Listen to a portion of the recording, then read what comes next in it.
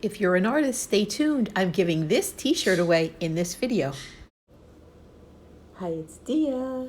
Today I'm going to take a picture from Itty Bitty Tiny Teeny Halloweeny, which is my brand new coloring book. And I'm going to use the cheapest crayons, I should say coloring pencils that I have, which are Crayola and Prang. I think one of them was a 50 set and the other one was a 48 set. So I just put them together. Maybe one was a 72. I don't know, but there's a whole lot of colored pencils in there. And I just felt like coloring like a kid. I didn't want to have to think about it. I didn't want to have to get detailed. And I just literally felt like coloring. For a minute or two, I thought it would be fun to literally just start to color after closing my eyes and grabbing a pencil and say la vie, whatever it was going to be, it was going to be. But I would not have done that as a kid. No, for me, every creation or art moment or every time in school that I could get to go to music class or art class, I waited for those moments. And I know you guys watch me, but you don't know me. You don't really know me. And if you knew me, you would know that I probably have ADD and I'm messy. My poor husband. So going back to when I was a kid, if I was going to set up to do something, my parents, since if I was left to my own devices, I would have drawn in every corner, every room, including my bedroom, the bathroom, anywhere that an idea would pop into my head, I would do that thing. So they set me up with a table and some poster paints and colored pencils, and they put a really cool light over the little desk area that I had, and they let me go to town. Well, it's the same kind of thing now. I have a separate room because it would be a disaster, and it still is kind of a disaster because some days I want to color or paint or whatever on the kitchen table. Sometimes I want to do it on the dining room table. Sometimes the light is better in my bedroom. So anyway, you get the idea. So I kind of wanted to do that same thing. I wanted to have that same feeling. I just wanted to be able to grab I didn't know they were not great watercolor paints or pencils or whatever. I just wanted to be able to grab what I had and do whatever I wanted to do. So that's kind of what this is. Now, that being said, it wasn't like I ran around not caring what the thing was going to look like, because I very much cared what the thing was going to look like. But there were no preconceived notions in my head. There was nothing limiting me or anything in my brain saying, ooh, that's not going to be good, or ooh, you should make this to look like that person over there will like it. I just did it so I would like it and enjoy the moment. So that's what I kind of wanted to do in this picture. And that's also what I kind of tried to do with this book. The book, as you can probably tell just from this picture, is much more simple than all my other books. In fact, some of my other books are very complicated. Even if they're cute, there's a whole lot going on. And I keep hearing a lot of things in the coloring world that people don't want to put their images out there because they can't do it as well as somebody that they've seen, or they're stressed out because everybody's is so pretty and theirs is not so pretty. And on some level, I get it. You want to improve. You want to improve your art. But on the other side of the coin, to me, this is coloring.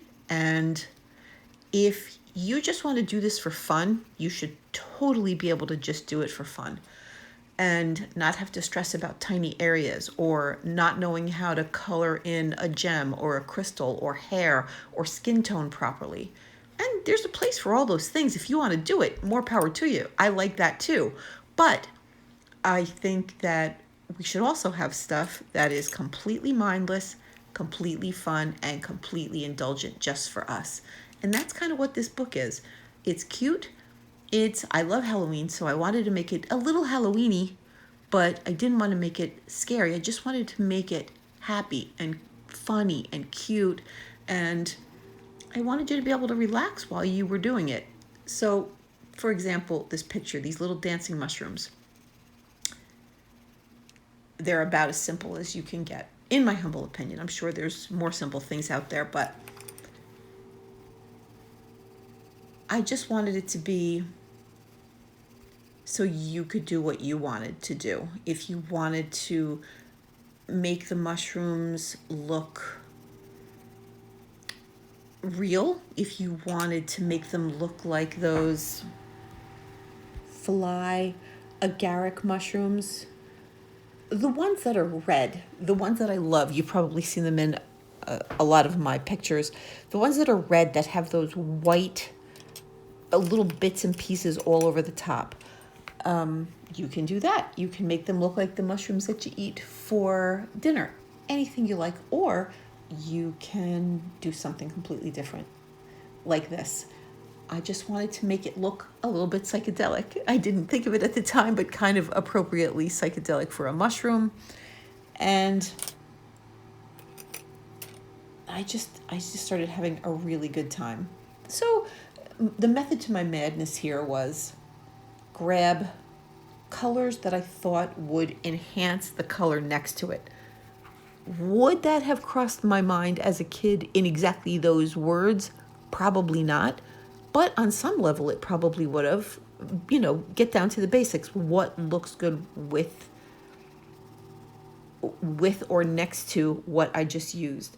What would enhance it? What would be a secondary color? What would be a tertiary color on the color wheel? So would the color wheel have crossed my mind as a child in about, I think it was 4th or 5th grade? Excuse me. My class took a trip to Philadelphia to the Franklin Institute, which is a museum that has everything from is it a Vandermark? Hold on, it's that ball that exudes electricity, and if your hair is short enough and you put your hand on the ball, your hair stands up. A Vandermark generator. Hold on, let me check. It's a Van der Graaf generator, and it's this giant orb, and if you're lucky enough to be chosen, you put your hand on this giant orb, and they turn it on, and you can hear the electrical buzz, and your hair follicles get charged with the same electricity that is in the ball, and it gets transferred to you, obviously your hair follicles and your hair, and your hair follicles get charged too, and your hair strands attempt to repel each other, and your hair stands up. And I remember being fascinated by that as a kid when we went to the Franklin Institute. But my long-winded description leads me to the color wheel, because there was a section of that museum where you could climb up these stairs and you could handle and use these giant colored spotlights. So I think there were 3 spotlights on one side of 3 different colors and 3 spotlights on the other side of 3 different colors. It was very interesting because most people think that, it's true, because there are, you know what? I'm going to start over. There's 2 different kinds of color theory, actually. There's additive and subtractive color theory, and I'll do a video about this some other time. But what it basically is what I'm talking about, those lights. If you take the primary colors of light, which are red, green, and blue, and you mix them together as a light form, meaning if you took a red spotlight, a blue spotlight, and a green spotlight, and you put all those light beams together to form one beam, the resulting light would be white. If you, strangely enough, mix a red beam and a green beam, you wouldn't get brown like you would get in painting. You would get yellow. And if you mix green and blue, you get a strangely lighter cyan color, or it's sort of turquoise. So light color wheel theory is different than painting color wheel theory. In painting, the basic colors, the primary colors, are yellow, red, and blue, because you can't create those colors by mixing any other colors together. So if you mix red with yellow, you get orange. If you mix blue with yellow, you get green. And if you mix red with blue, you get purple. Although, I don't know about you, ever since I was a kid, I would try to get the elusive purple by mixing those two colors, and it didn't come out so great. I think what they don't tell you is that you probably shouldn't use exact amounts. It should be half and half. And of course, you can get different shades and tones by adding different amounts of each color, and even white or black to darken or lighten the colors. But like I said, I'll do another video on a color wheel another day. But that day at the museum, I realized that I was probably a little obsessed with color, a little obsessed with art, and it took a while for them to drag me away from the spotlight area. So back to this picture for just a second. I'm really not giving you any instructions here because I just thought that maybe if you were coloring along, you could just do whatever you want to do, and you could listen to me chatter away if you so choose. I wanted to tell you why I chose Crayola and Prang pencils for this. Like I said, I wanted to keep it simple. One, I wanted to do it like I was a kid and just do it for fun and to see what the results were like. And as a kid, I probably would not have had anything fancy at my disposal. So I chose the Crayola and the Prang. Also, once again, I'm not trying to diminish coloring in any way, obviously, because I design books, I have fun designing books, and I like to do this. But not everybody has polychromos pencils or Prismacolor pencils or Pablos, or even wants them. I personally have a really good time coloring with the less expensive pencils because, first of all, there's nothing attached to it. Or not that there's nothing, but there's less attached to it. I don't have to worry about the point breaking and sharpening it and wasting a half an inch on a $6 pencil and be worried that I'm going to run out of that color and then I have to invest more. There's something freeing about using a pencil that's very inexpensive, even though it might crack a little, even though it might not have as much pigment in it. You're just more able to, in my opinion, to do it and just have more fun with it just because there's less attached to it. There's nobody waiting for their finished work that they paid for. There's no commission involved. It's just you and the paper, and you can have fun.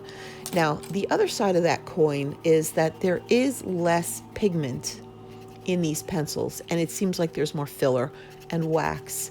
I was going to say oil, but I don't know. I think that all pencils have a combo of wax and oil, depending on who's making it. Even the pencils that are called oil-based pencils have some wax in them because they have to be held together.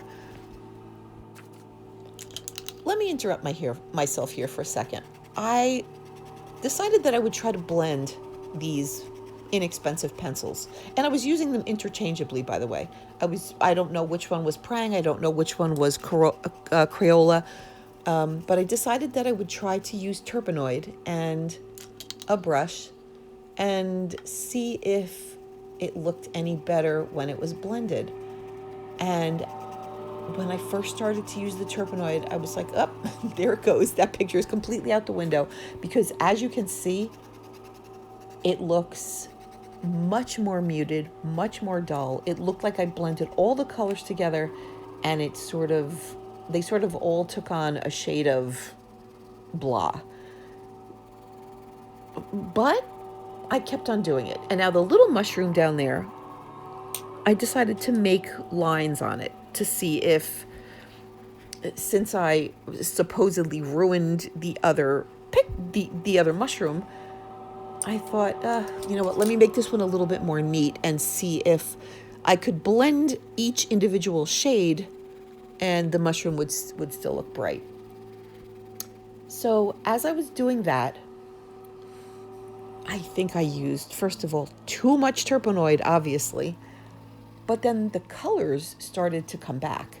I think the black that's on the back side of each page, when the paper got saturated with the Turpenoid, I think that black sort of was shining through or showing through, and it made it look very dull. But you can see right about here, it was starting to dry, and it looked really, in my opinion, really neat, because the edges were more blended in, they were softer, and it really didn't ruin the color. It might have softened it a little bit, just like when you blend anything.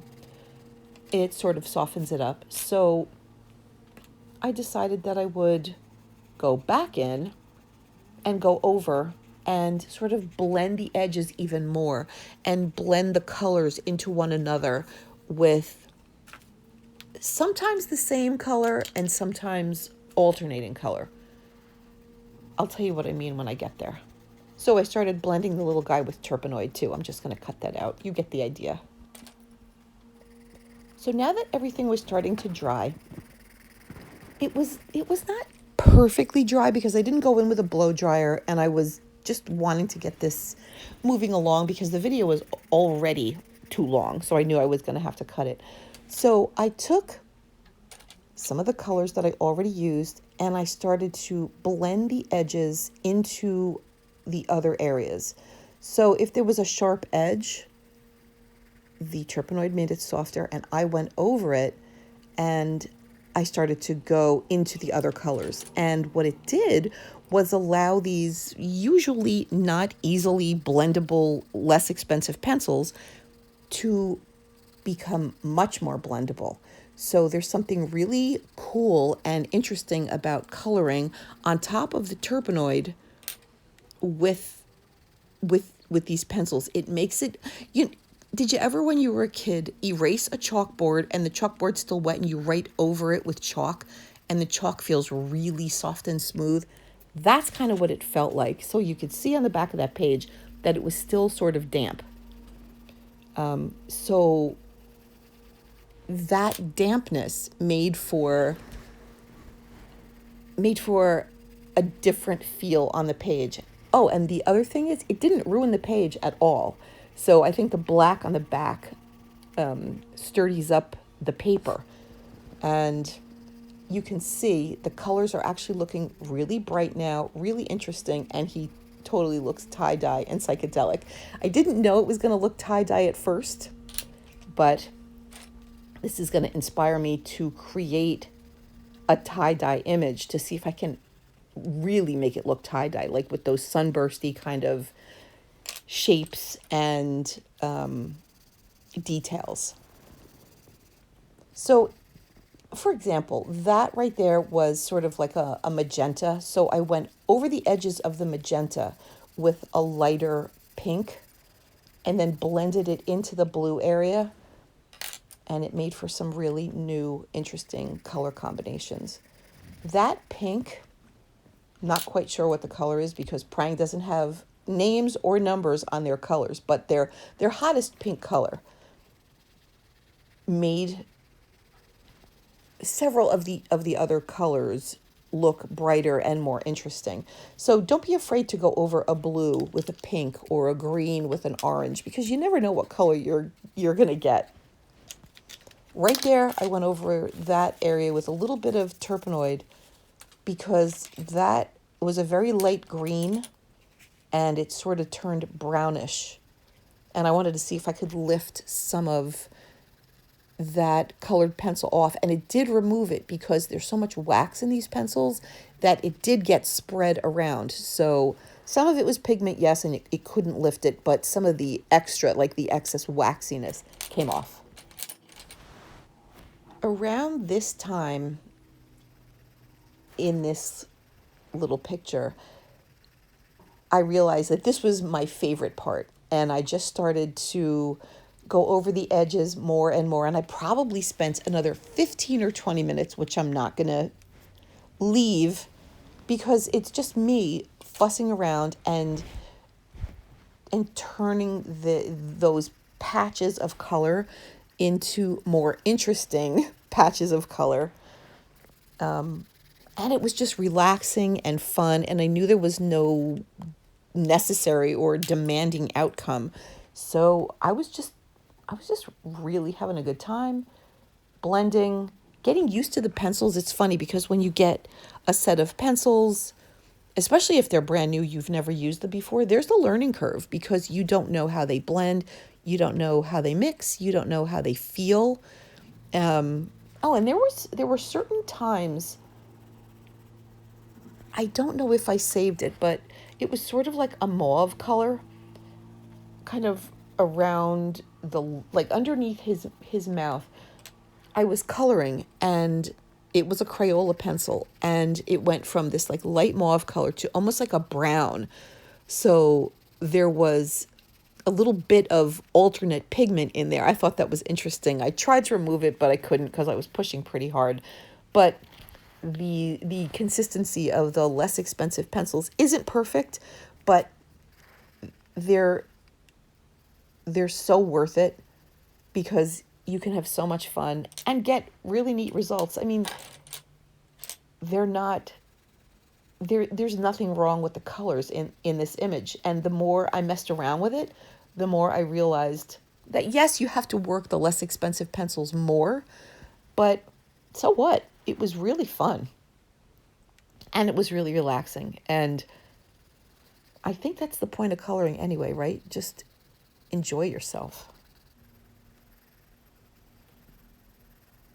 I left this area in just because I was taking this darker color, and I just wanted to show you that I was increasing some of the areas and, spreading some of the darker areas into the lighter areas. And you can see right there that I used a blue on top of the yellow and it made a new green. So back to the color wheel. It became more interesting too as there were layers upon layers. Because I'm unfamiliar with layering with the less expensive pencils, but if you do use a turpenoid or some kind of blending liquid, you can get more layers on there. And the paper, if it's still damp, does that very cool thing, that very neat, soft, smooth feel like I was talking about before. I also left a lot of white space in the pictures in this book because I thought it would be interesting if there was white space left in some of the pictures or many of the pictures, if people wouldn't want to add their own details with a marker or with Posca pens, because there's so much room for you to add your special touches. And if you do that, I hope you show me because I love seeing all of your work. It makes my day. So since these mushrooms are nothing like real mushrooms, color-wise, I thought that I would make everything in this picture counter to what normally would be. So the grass in the back, well, I was inspired. I don't know, have any of you heard there's a B-52 song called Planet Claire. And in that song, the air on Planet Claire is pink. And the air, obviously, in this picture is dark at this point. So I figured, as an homage to the B-52s and the 80s, I would make all the plants pink. And I thought that was fun. It sort of added another surreal and psychedelic element to this image. And then my current old brain kicked in. My 50 whatever year old brain kicked in. And I thought, oh, I'll make the bottom realistic. And that's probably not what I would have done as a kid.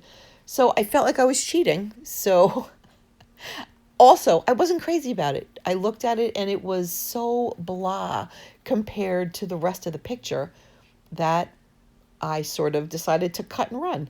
I picked up my Vanish eraser, which, by the way, is a great eraser for anything. It doesn't, well, I'll put the information in the information box below. It's a great, there it is. I just went to town and erased all of that boring. Sorry for the shaking of the camera, but you get the idea.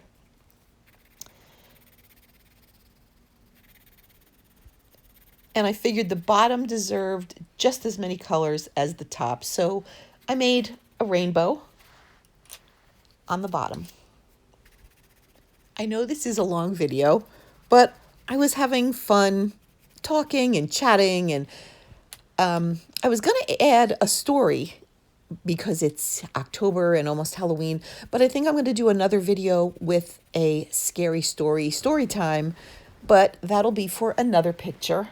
Yeah, I figured I would just finish this one out, chatting about what I'm doing. And thanks to anyone who's still listening. I really appreciate it. And I like knowing that you're there. I gave Little Mushroom a sort of red-pink rainbow on his stem also. So right about here, I was looking at the picture and it was kind of reminding me of when I was a kid, of course, and because I was talking about the museum trip when I was younger, and I started to think about those markers that I'm pretty sure all of us had at one point, or if you didn't have the markers, you had the pencils or the erasers that had fragrance added to them, and I was obsessed with them, and I got a set of the markers for Christmas, and I felt like I hit the lottery. So that was one of the best Christmas presents I ever got. I'm sure my parents didn't love that idea because they are both very sensitive to smells, but they gave me my little art area, and they figured, you know what, let her have it, let her let her make it smell like whatever she wants to, as long as it's way over there. So anyway, I found a set of them on Amazon, so I'm going to put a link for that set under in the information box also, in case any of you have nieces, nephews, grandchildren, children, little friends that you have made in the neighborhood. I was so happy to see these. I thought maybe you would be too. I know it's a little goofy, but I think I'm going to buy a set for myself, and I'm going to color one of these pictures with that set. They have over 7,000 5-star reviews, so I guess they're still super popular. So I'll do one of these images in the scented markers, and not that you'll of course be able to smell them, but I'll be able to convey what they smell like, if they're worth it, and if they can make a nice picture. So that should be fun. So to wind this up, I decided to make the background purple and to make the moon neon or fluorescent looking. And I kind of went out over the line so it looked like there was a little bit of a glow. And I put some of the neon also on top of some of the blades of grass, so it looked like the moon was shining. I kind of wished that I had put some of the moon yellow on top of the mushrooms first, but I don't think I would have gone that far when I was a kid, and I probably wouldn't have gone that far even with the grass, but I kind of forgot and I ended up leaving it. Now, here's something I definitely would have done. I made the stars, although they're tiny, I made each one of them a different color. So even the stars are psychedelic and rainbow colored. So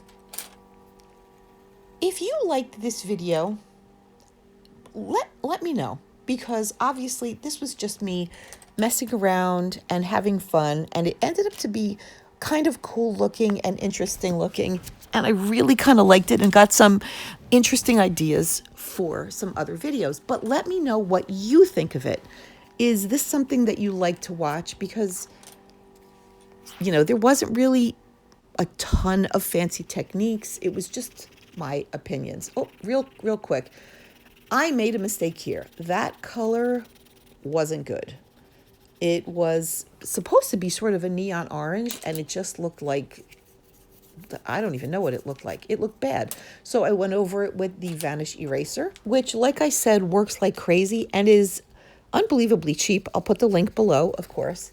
And then I went over that whole area with the Terpenoid, also linked below. And I tried to remove it with a paper towel, and it kind of did work. I used the neon yellow over the top of it while it was still sort of damp, just like I did before, and it did make it go over a little bit better. I think it softens up the wax a bit so it spreads out a little bit more. And I mean, you can still see it there a tiny bit. It's okay. So that's about it. Once again, let me know what you think of videos like this, or if you'd rather something different, if you have suggestions or requests. I can't guarantee that I'll do them all, but I would love to hear what they are. Now here I'm just adding some shading, which I thought to myself, would I have done that? Yes, I would have as a kid, because I learned a couple things relatively young. I learned how to make 3D lettering. I learned how to make sort of shading. I basically thought shading was using a darker color and cutting the thing, whatever it was, in half and coloring the one half with the darker color. So that's basically what I did here. I took a darker pink and I quote unquote shaded all of the grass and some parts of the mushrooms. I just try to keep it simple and fun. And when it was all finished, I actually liked the way it turned out. It's not a masterpiece. It's not going into a museum, but I love this. And once again, it inspired some other ideas. So thank you for watching this video. I had a ball. Thank you for listening to me chatter for a half an hour. I'm so glad you were with me. And don't forget, I'm going to be doing a spooky story color along with one of the pictures in this book in honor of Halloween. I think I'm going to do that on Mischief Night, so I hope you'll join me. Get ready to be a little scared. So have so much fun. Thanks for joining me, and I will see you soon. Bye. Oh my gosh, I almost forgot.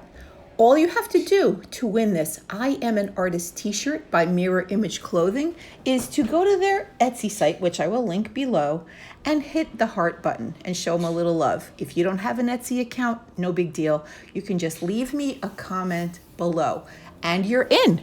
So good luck. Thanks for watching, and I will see you all soon. Bye. If you do have an Etsy shop or account and you go over there and you hit the heart button, let me know below.